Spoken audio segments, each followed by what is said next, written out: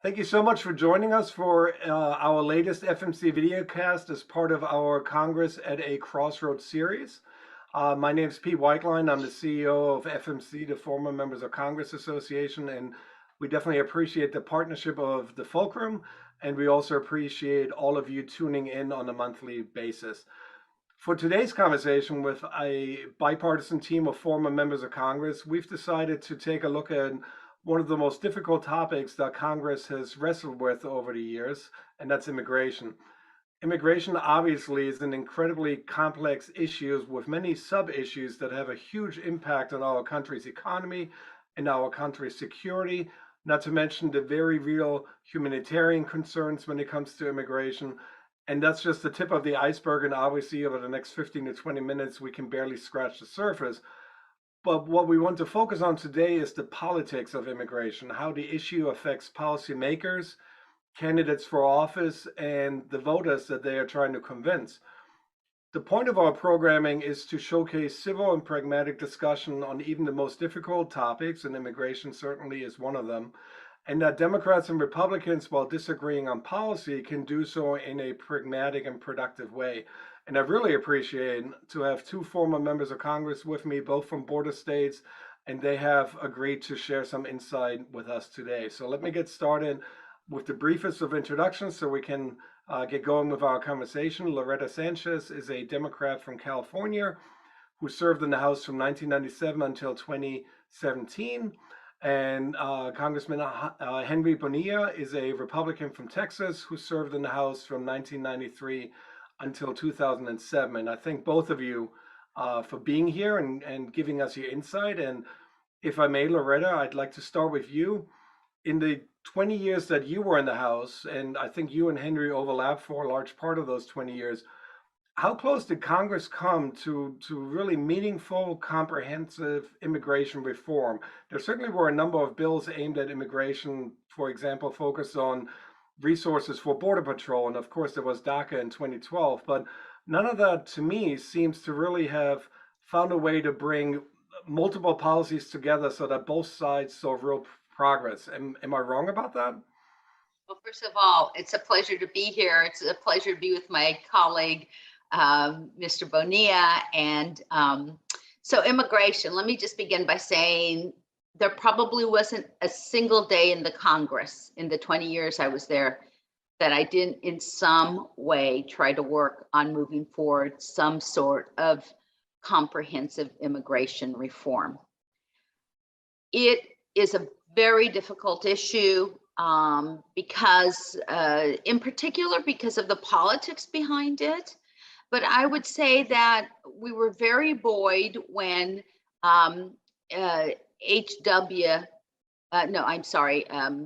George Bush, when George Bush came in, the second, because he was from Texas, he understood the issue of immigration. He had seen the impact of it on his home state, and he was really willing to do something about it. Unfortunately, of course, the minute he opened his mouth about it, his own party shot him down. And so it ended the conversation for the entire time that he was there. At one point, there was an ability to get it. We were moving very, very close. I was in a working group with Chris from Utah. And there were about 4 or 5 Republicans, about 4 or 5 Democrats working on it. And he lost his election because he dared to work on immigration.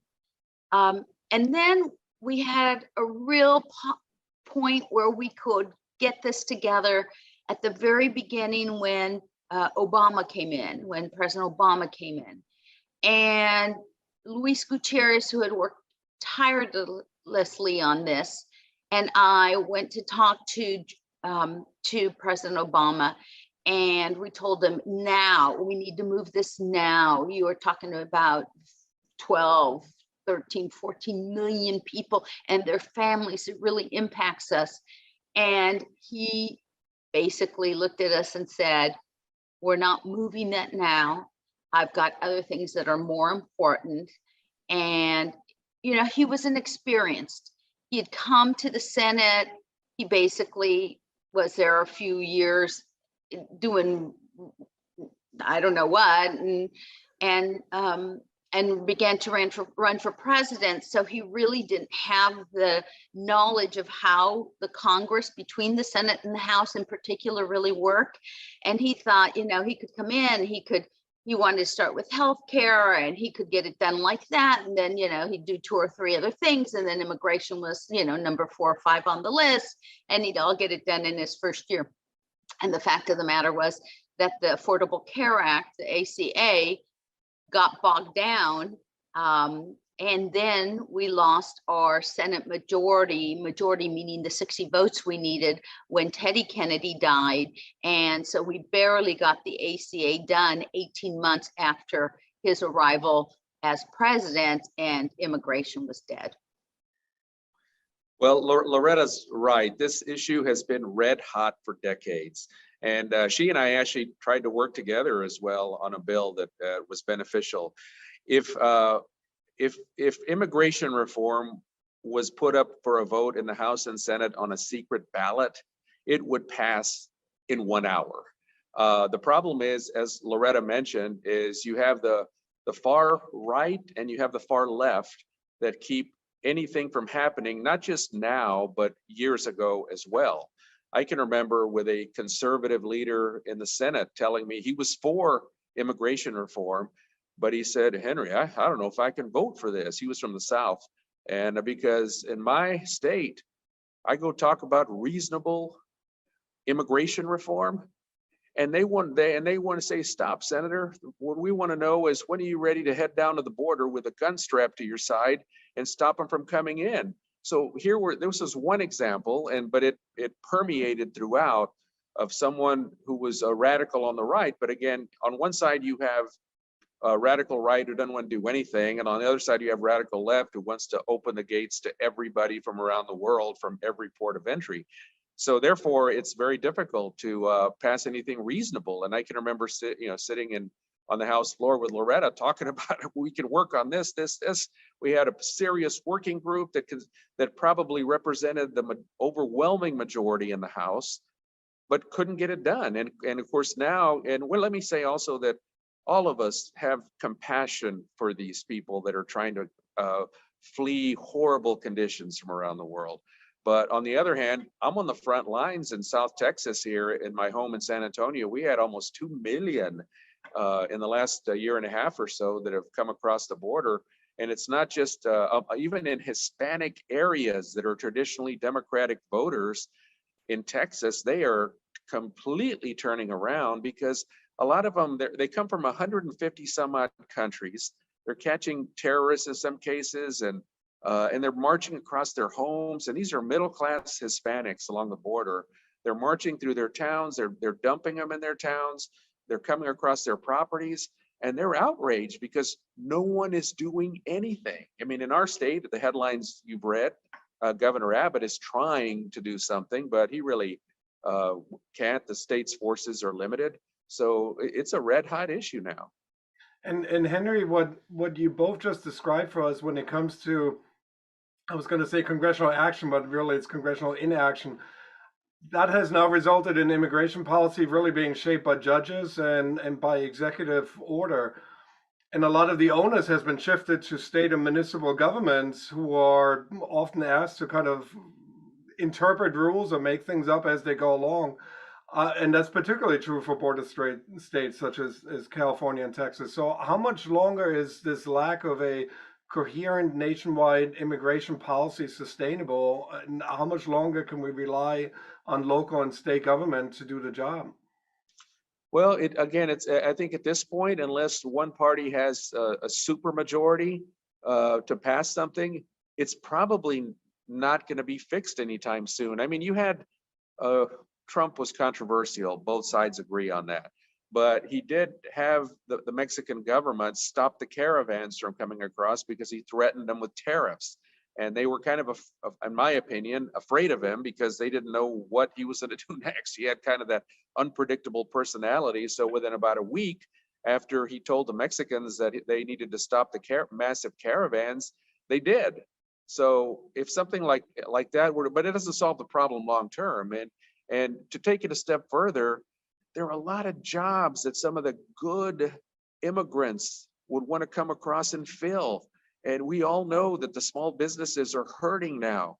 So it's just unfortunate that something can't be done to at least process responsible immigrants. Most of them want to work and they want to fill these jobs. So a lot of people are hearing that from constituents, both Republicans and Democrats, that can't you do something? And this would be one of the solutions.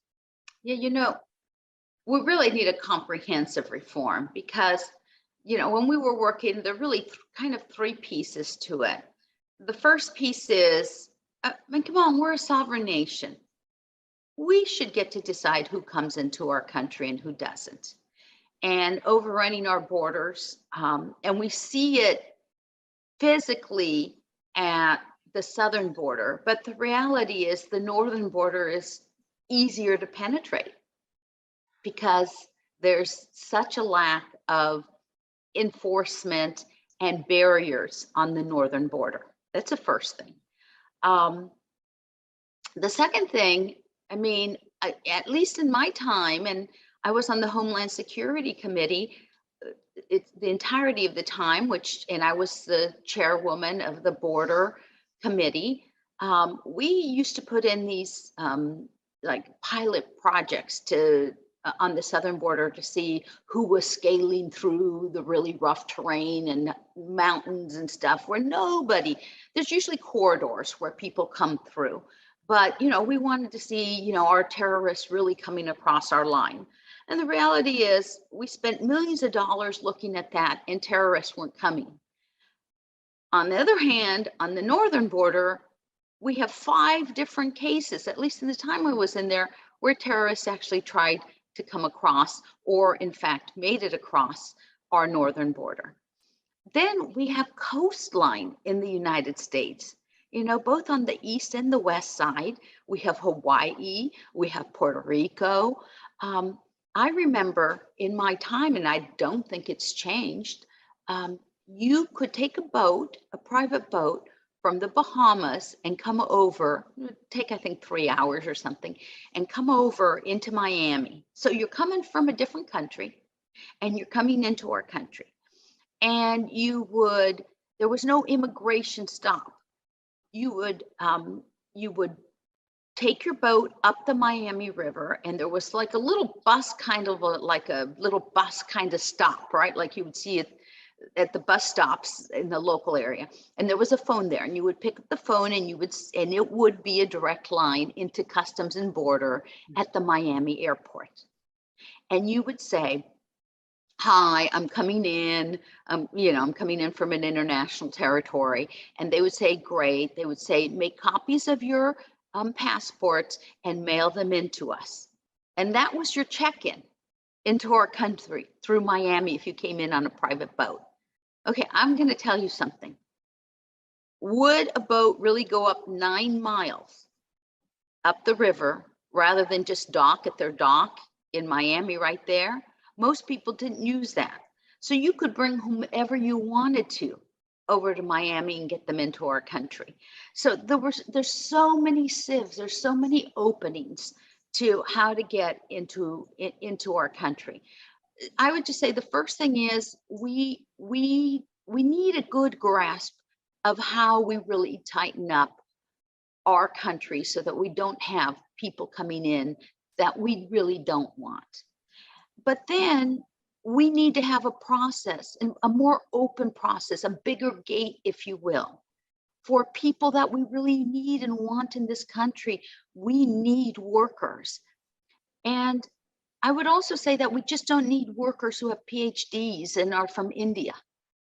My parents came with nothing. They came from Mexico with no education. They're the only parents in the history of the United States to send 2 daughters to the United States Congress. They were hard workers. They worked their way up. We need that kind of energy in our country. And we also need to do something about the people who are already in our country. if they're decent people, they're in our churches, they're our PTA moms, we need to give them some sort of status. So one, we need to somehow fortify our entrance to our country. We need to give status to people who are here who deserve it. And I think we need to make a better gate, a wider gate for people to come here to work. So number one, fortify. Well, the Republicans are for it. The left is not for it. Number two, give status to people who are here. The Republicans have a problem with that. I'm generalizing, of course, but they have a problem with that. And number three, make the door wider for people to come and work here. The labor unions and the Democrats have a problem with that.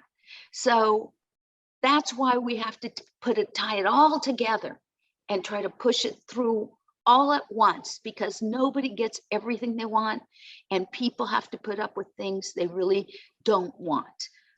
But we need super majorities, as Henry said. And Henry, how does Loretta is speaking rationally.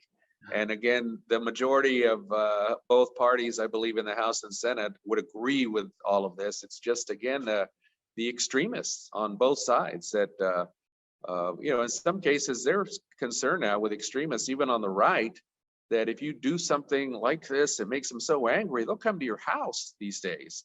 It's not like the old days where they would just show up at a town meeting and protest.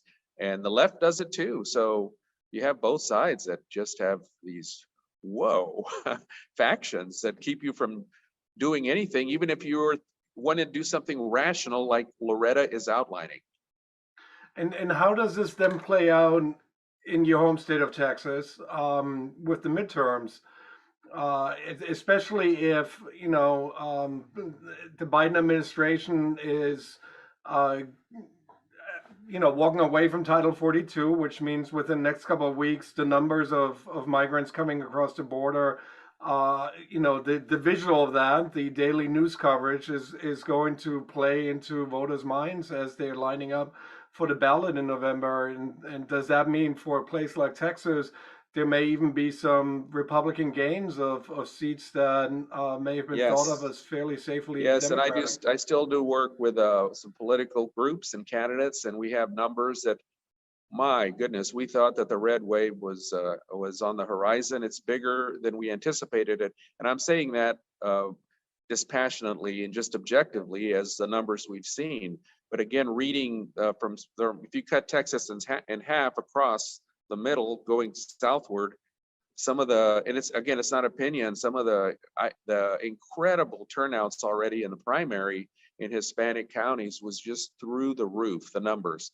And then we see that continuing because it also, immigration is huge, but it also dovetails now with the policies of the far left that want to shut down the energy industry, which is all the jobs in South Texas, and also dealing with defunding police and things like that. The Hispanic communities, and I'm from that neighborhoods, they do not support that. They understand, there's always bad people in any profession, but they don't want to completely throw the police out the door. And so all those issues come. And Loretta, 2024 for Democrats can be a challenging campaign, whether it's President Biden running for re-election or another Democrat. So how do Democrats sell their message on immigration to the voters as they're campaigning for the White House? Well, if inflation keeps up and things keep going as they are, I think immigration is going to be, 5 or 6 on the list.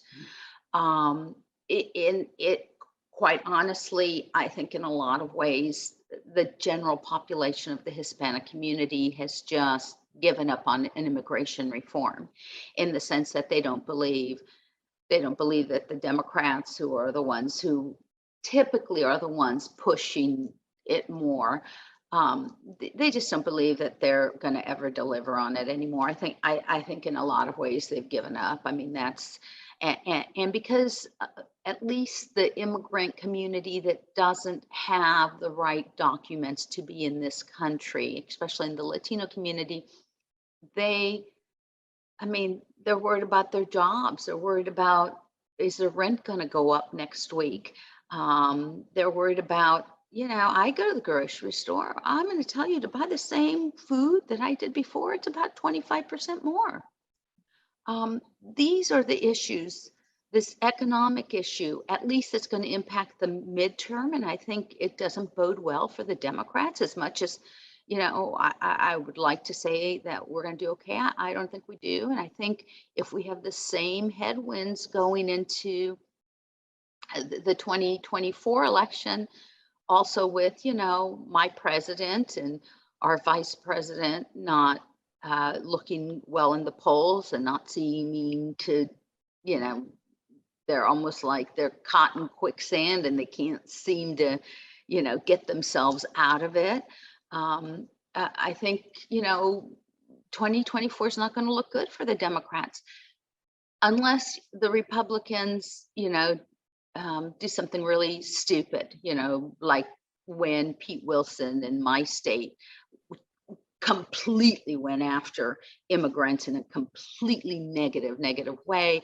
That turned the tide for us here in California. But if the Republicans just stay off the immigration issue and keep hammering on the economy, and the economy is in a recession and people are losing jobs, I think 2024 doesn't look good for the Democrats.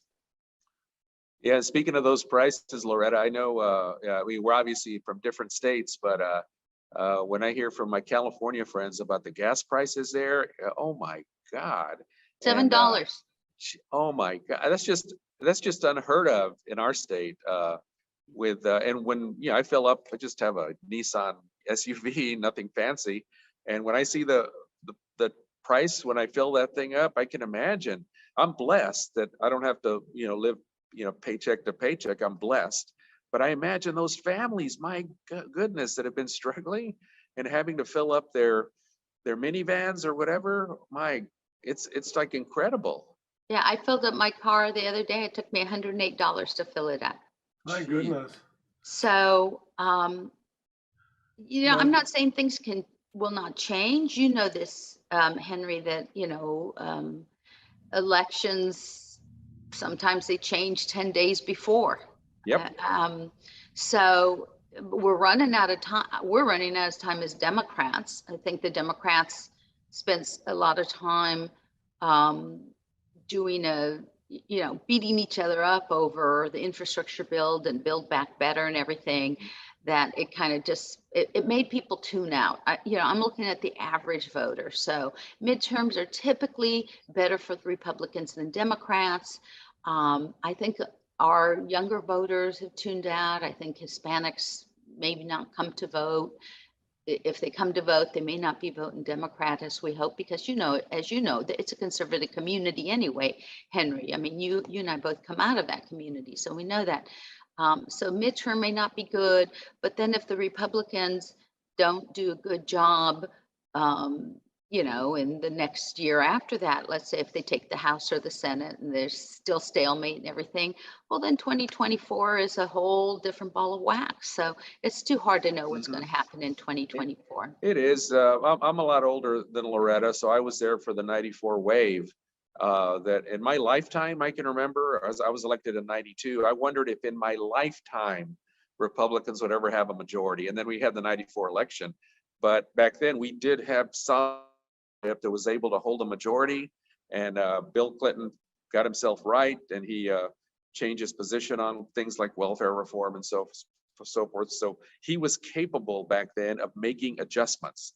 I don't see this administration of having that capability. But again, back to the House leadership back then and the Senate leadership, because we had, after that mega wave, we even had party switchers. We had about half a dozen that switched parties. So, but then it was up to the leadership to manage it well and to have a good agenda. And I'm proud to say that I lived through that, well, we did. And hopefully, speaking from my side, that they'll have something similar to that if it turns out that the majorities flip in November. Yeah, well, Nancy is a good leader. She's a good politician. She understands her people. So, I mean, she'll do a good job. I don't know how long she decides to stay there, but you know, back to the topic at hand of immigration, I just don't see it in the future for our Congress to really work. Yeah, no, I agree mean, with you. they'll work every day. There'll be somebody like a Zoe Lufgren, you know that, working every day to find the votes, because she and I worked and worked and worked, and she's still there doing it.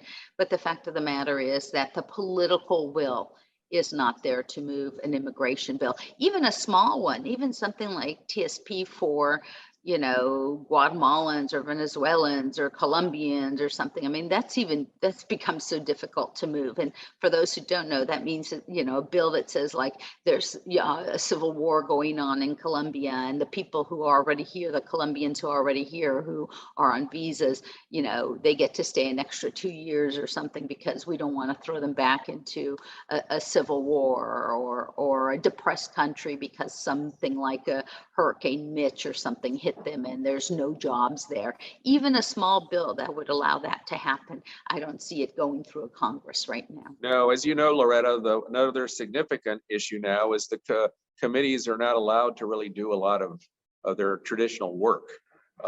Most policies now come from the top down, and that is unfortunately not enhanced the, you know, when you're empowered to do something in the private sector or in public office, you do better. And for the last several years, they're not letting the committees do a lot of the work to get policies done, like they did. I don't want to sound like Fred Flintstone, but like they did in the days when we were there, when if the leadership had something they wanted to pass, they would assign the committees of jurisdiction to get it through, and it had a chance.